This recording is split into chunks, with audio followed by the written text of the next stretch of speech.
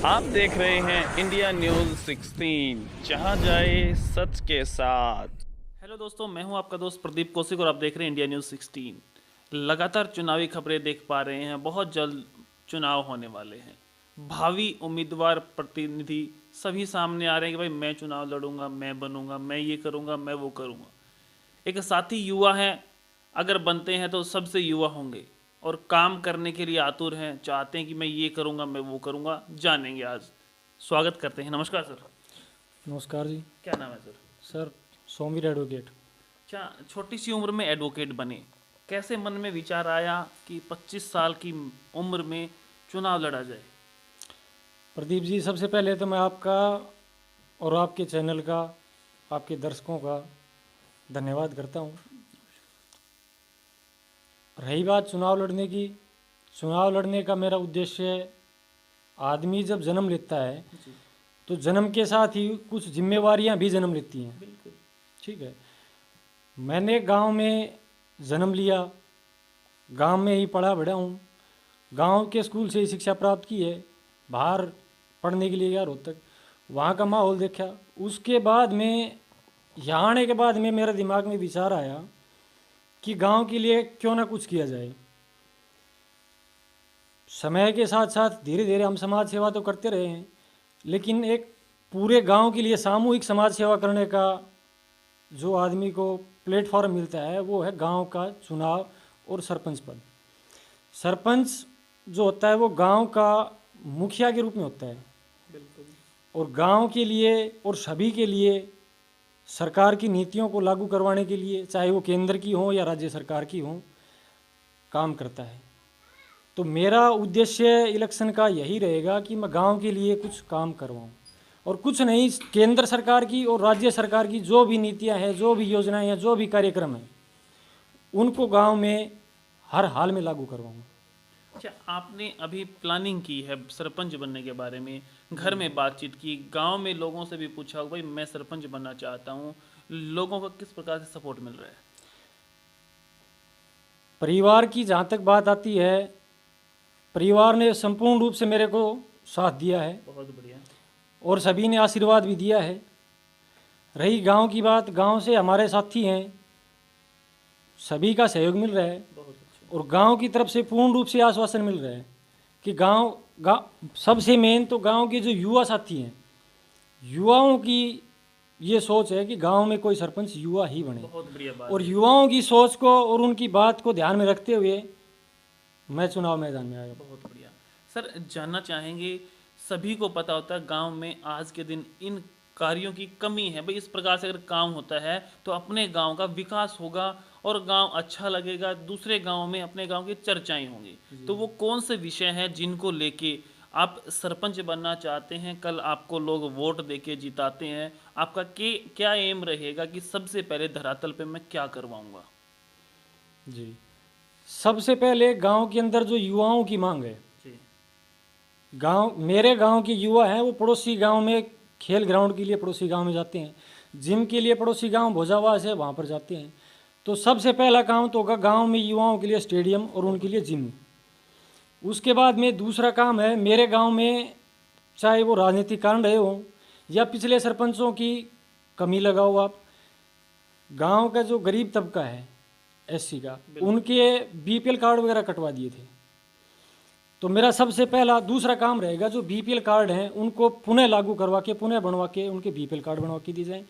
और हरियाणा सरकार जो 100 गज के प्लाट प्रत्येक बीपीएल परिवार को दे रही है, उनको बीपीएल प्लाट दिलवाने का रहेगा।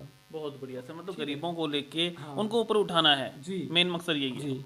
गांव के अंदर लाइब्रेरी बनवानी है।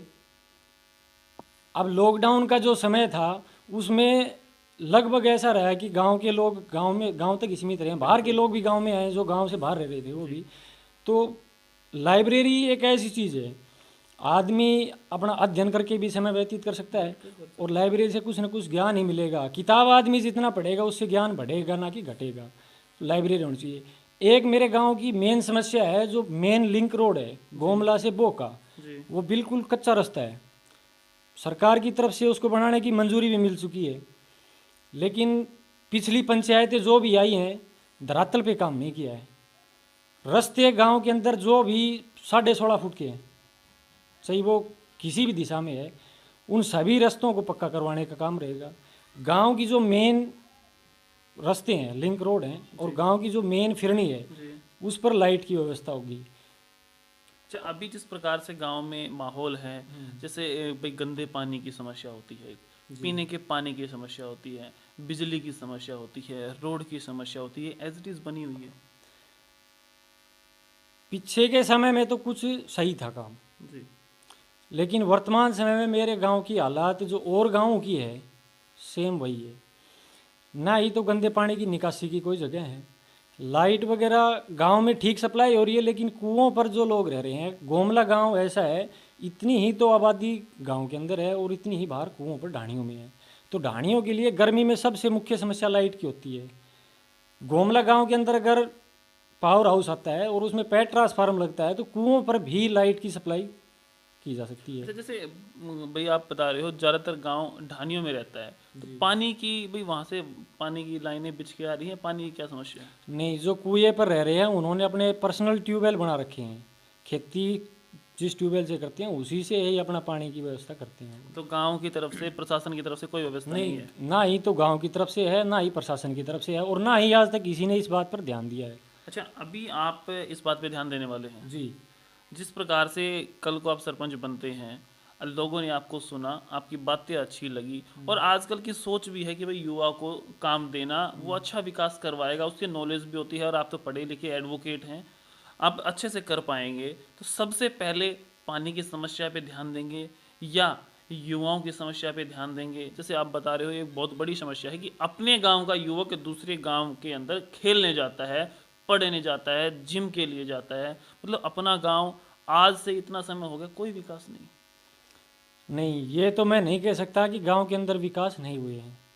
पहले के जो सरपंच बने हैं काम करवाए हैं, लेकिन एक सरपंच अपनी ताकत का सही इस्तेमाल करते हुए अगर काम करवाए तो काम इससे भी बेहतर हो सकते तो थे। लेवल के हिसाब से नहीं चला। हाँ, पंचायत को जितनी पावर है और सरपंच जिस हिसाब से ग्रांट वगैरह लेके आके और ईमानदारी से काम करे, तो गांव मेरा ज़्यादा बड़ा नहीं है, लगभग 1400 वोटर हैं और कुल आबादी 2100 या 2200 के समथिंग है गांव की। ठीक है, गांव की। और मेरा मेन उद्देश्य है युवाओं का जोश और बुजुर्गों का अनुभव, इन दोनों को साथ लेके मैं काम करूंगा। युवाओं से मैं जहाँ जोश की बात होगी, जहाँ मजबूती से लड़ाई की कोई बात होगी, वहाँ युवाओं का साथ लेंगे, और जहाँ अनुभव की कोई बात होगी तो हमारे जो बुजुर्ग हैं हम उनसे सलाह लेके काम करेंगे। दोनों साथ हैं? बिल्कुल, दोनों सिमिलर साथ चलेंगे। अच्छा, आपको लगता है कितने प्रतिद्वंदी खड़े होंगे आपके सामने? कुछ नाम सामने आए हैं? ऐसा जी, अभी तो सभी कह रहे हैं, काफ़ी कह रहे हैं, कम से कम 5 या 6 शायद मेरे सुनने में आ रहे हैं, 5 या 6 आप कैंडिडेट। सबसे युवा हैं? हाँ, अगर युवा की बात आप करते हैं तो जहाँ तक मेरी जानकारी में हरियाणा में सबसे युवा सरपंच आज तक 29 साल की उम्र में बना था, और आज के दिन मेरी एज 25 साल की है। अगर मैं सरपंच बनता हूँ, गांव मुझे मौका देता है, तो ये हरियाणा का रिकॉर्ड होगा। तो मैं चाहूँगा ये रिकॉर्ड बने, और भाई के अंदर जोश है, एडवोकेट है, सारी चीज़ें इन्हें आती हैं, गांव का विकास श्योरली होगा। और पहले हुआ नहीं हुआ, गांव की क्या व्यवस्था है आज के दिन, भाई ने जिस प्रकार से बताया है, जो भी काम आपको करवाने हैं ये ज़रूर करवाएंगे। सबसे बड़ी समस्या इन्होंने बताई थी रोड की, युवाओं की, वो बहुत जल्द ये सोल्व करवाएंगे अगर ये बनते हैं। अगर आप इनके विचारों से सहमत हैं, ये जो कह रहे हैं वो करवाते हैं, अगर नहीं करवाते आप ये वीडियो इन्हें दिखा सकते हो कि सरपंच साहब आपने इस प्रकार के जो भाषण हमें दिए थे, हमें बताया था, वादे किए थे, आप इन कामों पे नहीं चल रहे हो। तो साथियों, रिक्वेस्ट करूँगा, एक रिकॉर्ड बनाने के लिए भाई खड़ा हुआ है, और रिकॉर्ड को ज़रूर बनाना है हमें, पूरे हरियाणा का रिकॉर्ड है। तो आगे खबरों के लिए जो भी भाई साहब बताएंगे आगे के लिए मैं ज़रूर आपको दिखाऊंगा, और रिकॉर्ड ज़रूर बनाना। तब तक के लिए देखते रहें इंडिया न्यूज़ 16। नमस्कार।